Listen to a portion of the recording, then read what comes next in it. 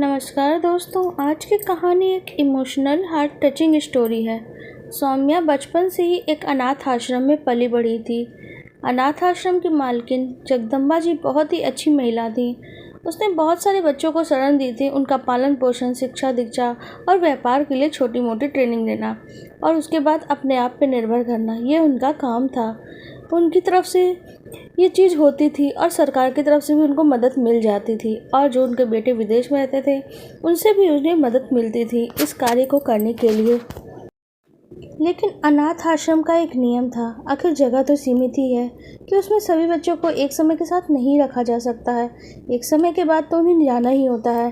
तो एक नियम था जो भी बच्चा 18 साल का होता वह 18 से 19 साल की उम्र यानी 1 साल के अंदर अंदर अपने लिए एक रहने का स्थान और काम करने की जगह ढूंढ ले और उसके बाद पैसों से ही वो पढ़ाई का खर्चा उठाए।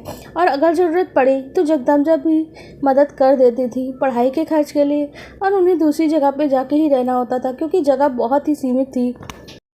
सौम्या जो बचपन से ही उसमें रुचि थी खाना बनाने में और उसे बड़ा अच्छा लगता था अपने अनाथ दोस्तों यानी छोटे बच्चों के लिए, अपने छोटे भाई बहनों के लिए खाना बनाना उसे बहुत ही पसंद था। पढ़ाई लिखाई में भी अच्छी थी। जगदम्बा जी उसकी इस बात को बहुत अप्रिशिएट करती थी। सौम्या का यही गुण उसके भविष्य में काम आने वाला था। सौम्या 18 साल की हो गई तो उसे जॉब की तलाश के लिए बाहर निकलना पड़ा क्योंकि आगे वो कंटिन्यू यहाँ नहीं रह सकती थी। सौम्या को जॉब मिली हॉस्टल में ही खाना बनाने के लिए जो उसे दिलवाने में मदद करी उसके पुराने दोस्त जो 4 साल पहले इस जगह को छोड़कर चला गया था यानी अनाथ आश्रम को। सौम्या उसे पसंद करती थी दिल ही दिल में और उसी जगह पे वो छोटे मोटे काम करता था जैसे किताबों से संबंधित काम और बहुत से ऐसे काम जिससे उसका खर्चा चल रहा था और उसकी भी पढ़ाई चल रही थी। सौम्या ने भी वहाँ नौकरी कर ली। 1 साल के अंदर सौम्या ने अपनी डिग्री भी हासिल कर ली। यहाँ हॉस्टल में उसे बहुत ही खुशी मिल रही थी। छोटा काम भी मिल गया था और उसे डिग्री भी हासिल हो गई थी। इसी बीच कोई नौकरी नहीं लगी थी जिसे हम कोई बड़ी नौकरी कह सकें और इन लोगों की आर्थिक स्थिति बहुत अच्छी नहीं थी पर दोस्ती इतनी मजबूत हो चुकी थी कि दोस्ती को आगे बढ़ाने के लिए उन लोगों ने फैसला कर लिया और दोस्ती को आगे बढ़ाते हुए उन लोगों ने तय किया हम जीवन में हमारे तो कोई पेरेंट नहीं है। उसने जगदम्बा जी जो अनाथ आश्रम की मालकिन थी उन्होंने बहुत सी मदद की थी उन दोनों बच्चों को जीवन को जीने के लिए। उन्हीं से आशीर्वाद लेके एक मंदिर में उन दोनों ने शादी कर ली। जगदम्बा जी उन्हें बहुत आशीर्वाद दिया और कहा अपना जीवन थोड़ा सा मुश्किल है, हो सकता है मुश्किलें आए लेकिन मुश्किलों का सामना मैंने तुम्हें बचपन से ही करना सिखाया है। सौम्या उनका आशीर्वाद लेके आगे बढ़ जाती है अपना जीवन जीने के लिए। सौम्या की शादी को अब करीब 5 साल बीत जाते हैं और सौम्या करीब 20-25 साल की थी। तो 5 साल बाद भी सौम्या ने किसी बच्चे का जन्म नहीं दिया था। लेकिन ऐसा नहीं था कि सौम्या और उसके पति बच्चे को जन्म नहीं देना चाहते थे। वो तो खुद चाहते थे कि उनकी और औलाद हो जिससे वो कभी अनाथ होने का दर्द उन्हें ना झेलना पड़े, उसे माता पिता का प्यार मिले, ना कि उसे अनाथों का जीवन मिले। और उसके इन प्रयास को देखकर, यही चीज़ें देखकर वो उसके अपने जीवन के दर्द को कम करना चाहते थे जो अनाथ होने के चलते उन्हें मिला था। लेकिन सौम्या की शायद किस्मत को कुछ और ही मंजूर था। सौम्या जब टेस्ट करवाती है तो पता चलता है सौम्या उसके पति में कोई कमी नहीं है लेकिन एक छोटी कमी है सौम्या में जिसकी वजह से सौम्या शायद माँ नहीं बन सकती है। और इस बारे में सौम्या को जैसे ही पता चला सौम्या अंदर से ही टूट गई। उसका पति उसका हाथ थाम के बोलता है हमने जीवन में बहुत सा संघर्ष देखा है, अब एक दूसरे के साथ हैं, कोई बात नहीं, हम अनाथ आश्रम से किसी बच्चे को गोद ले लेंगे और उसी का जीवन संवार देंगे। लेकिन आर्थिक स्थिति उन लोग की अभी भी बहुत ही ज़्यादा कमज़ोर थी। इसी बीच सौम्या एक दिन हॉस्टल की जॉब के लिए जा रही थी। पता नहीं उस दिन उसका मूड कैसे ख़राब था। हॉस्टल के जो मेन मालिक थे उनसे उसकी बहस हो जाती है और सौम्या बहुत ही ज़्यादा गुस्से में उस जॉब को ही छोड़ देती है और उसे जॉब छोड़ देने का बहुत ज़्यादा अफसोस होता है। लेकिन अब उसके पास में सिर्फ 5,000 रुपये थे जिसे वो लेट के घर लौट रही थी। निराशा उसे चारों तरफ से घेर रही थी। उसे ना तो कुछ समझ में आ रहा था कि आगे क्या करना है, ना कि आगे कुछ दिख रहा था कि क्या होगा उनका भविष्य। तभी उसे महसूस हुआ कि सड़क पे कुछ भीड़ सी लगी है और सड़क पे कुछ हुआ है। एक आदमी था जो अचानक बेहोश हो गया। उसे लेके ही सौम्या घबरा जाती है और उसे हॉस्पिटल लेके अकेले पहुंच जाती है। सौम्या जो 5,000 रुपये थे वो भी उस व्यक्ति के इलाज के ऊपर खर्च कर देती है, डॉक्टर को दे देती है। अब सौम्या के हाथ में तो एक भी पैसा नहीं थे और पति की जो इतनी कमाई थी उतनी कमाई में घर चलने की स्थिति में नहीं था।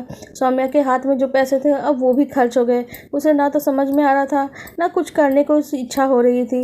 वो शायद लौट भी जाती और वो लौटना चाहती थी। तब तक इस व्यक्ति को जो था उसे होश आता है और वो डॉक्टर के कहने पे सौम्या को अंदर बुला लेते हैं और डॉक्टर भी उसे सौम्या को अंदर बुला के बोल देते हैं कि वो उन्हें बुला रहे हैं। सौम्या अंदर आती है तो यह व्यक्ति जो है वो बोलते हैं, क्या तुम मेरी मदद करी? उसने कहा हाँ। उसके बाद सौम्या की स्थिति का अंदाज़ा ना जाने कैसे उस व्यक्ति को लग गया। उस व्यक्ति ने कहा, क्या तुम मेरे घर पे जॉब करोगी? सौम्या का मन में बहुत से गलत ख्याल आने लगे। उस व्यक्ति ने कहा, नहीं बहन, तुम मुझे गलत मत समझो, तुमने तो मेरी मदद की है। अपनी बहन की मदद करने का एक मौका अपने इस भाई को भी दे दो। उसके बाद उसने एक काम देने के बाद उससे कही और काम देने के बाद कहा, लेकिन तुम्हें इसके लिए मेरे घर पर आना ही पड़ेगा। सौम्या उनके घर पहुंचती है तो जो दो व्यक्ति थे उस घर में वो बिल्कुल बूढ़े बुजुर्ग थे।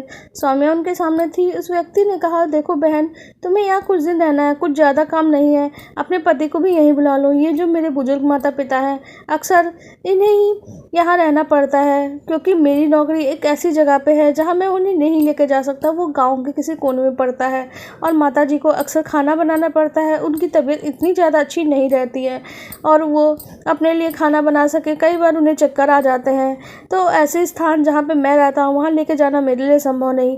तो गांव के बहुत ही कोने जगह पे है वो। सौम्या का हस्बैंड भी वहाँ तब तक पहुँच जाता है। व्यक्ति बोलता है, मैं तुमसे भी बात करना चाहता हूँ। उसने बोला, हाँ बोलिए। उसने कहा, क्या तुम्हें ड्राइविंग आती है? उसने कहा, हाँ। तो मैंने कुछ साल तो ड्राइविंग का भी काम किया था। जो उसका हस्बैंड था वो ड्राइविंग का काम कर चुका था। तो सौम्या को उस व्यक्ति ने कहा, क्या तुम्हें से एक काम करना चाहूँगा, क्या तुम कर लोगे? सौम्या को पति को उसने ड्राइवर की जॉब पे रख लिया और माता पिता कहीं भी आना चाहते हैं और कई बार बाहर ऑटो या बड़ी गाड़ी में या फिर किसी कैब में बुक करना काफ़ी मुश्किल होता है, इसलिए उन्हें काफ़ी इंतज़ार करना पड़ता है और इसके लिए काफ़ी मुश्किलें होती हैं उनका। तो उनका बेटा जो गांव में रहता था, काम के चलते ना तो उनकी देखभाल करता था, ना ही उनको अपने साथ ले जा सकता था जहां उनका इलाज वगैरह भी संभव हो। तो इस तरीके से सौम्या और उसके पति को, एक जन को खाना बनाने के लिए और एक जन को ड्राइविंग के लिए रख लिया जाता है। और सौम्या की जॉब तो बहुत छोटी थी, लेकिन जब उसे दूसरी जॉब लगी तो उन दोनों की तनख्वाह उससे बहुत बेहतर थी। सौम्या के अभी 4-5 हज़ार रुपये तनख्वाह आती थी अभी, लेकिन सौम्या को 10,000 रुपये तनख्वाह मिल रही थी और उसके पति के हाथों में भी करीब उतने ही रुपए आते थे। इससे उनकी आर्थिक स्थिति काफ़ी हद तक बदल गई और साथ में रहने से सौम्या को एक और फ़ायदा हुआ। सौम्या जिन लोगों के साथ रहती थी वो लोगों को उसके हाथ का खाना बहुत ही अच्छा लगता था। सौम्या उन्हें बहुत प्यार से खिलाती और बड़े बुजुर्गों का ढेर सारा आशीर्वाद सौम्या और उसके पति को मिलता और वो कहते, ऐसा लगता तुम दोनों मेरे प्यारे बच्चे हो। सौम्या को भी माता पिता का प्यार मिलने लगा था। वहाँ इस बात को बहुत उसे खुशी मिल रही थी और उसके पति को भी इस बात की खुशी थी कि अब उन्हें अनाथों जैसा नहीं महसूस होता था। एक कमी लेकिन फिर भी सौम्या के जीवन में थी, वो थी संतान की कमी, जिसके लिए सौम्या का दिल बार बार दुखता ही था। एक दिन सौम्या के जो मकान मालिक थे, यानी वही बूढ़े बुजुर्ग व्यक्ति, दोनों ने कहा, बेटा एक बात तुमसे कहनी है, क्या तुम मेरी बात मानोगी? सौम्या ने कहा, हाँ बाबूजी, क्यों नहीं, आप जो कहेंगे वो मैं मानूंगी। अगर कुछ बनाना है, कुछ स्पेशल, तो मैं आपके लिए ज़रूर बनाऊंगी। सौम्या के चेहरे पे मुस्कान थी पर चेहरे की उदासी कहीं ना कहीं वो माता पिता ज़रूर देख रहे थे। उन्होंने कहा, नहीं कुछ बनाना नहीं है, बस हमें तुम्हारे साथ जो ड्राइवर है यानी तुम्हारे हस्बैंड, उनके साथ कहीं पर जाना है। अगर तुम लोगों का मन है तो कोई दिक्कत है तो बोल दो। ये बात सोच के फिर दोनों लेकिन तैयार हो गए। सौम्या को नहीं पता था कि वो लोग कहाँ जा रहे हैं। वहाँ पहुँचे तो पता चला ये शहर का सबसे प्रसिद्ध हनुमान जी का मंदिर है। वहाँ अंदर आने का दिल सौम्या का नहीं हो रहा था, कहीं ना क्योंकि उसके दिल में टीस उठती थी, बार बार कचोट उठती थी कि उसे संतान का सुख तो नहीं मिल रहा। अनाथ का जीवन जो हमने जिया वो हम अपने बच्चे को नहीं देना चाहते थे। हमें बच्चे को एक खुशियों से भरा जीवन देना चाहते थे। अगर हमारी संतान होती तो शायद हम उसे खुशियों से भरा जीवन देते और हम भी बहुत खुश होते।